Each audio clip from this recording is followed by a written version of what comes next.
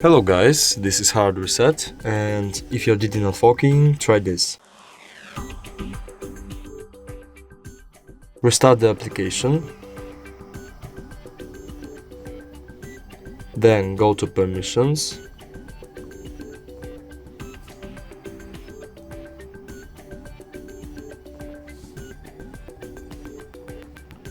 allow some,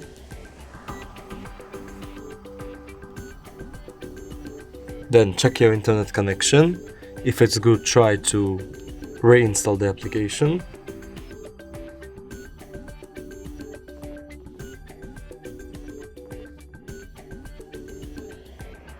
And here you go.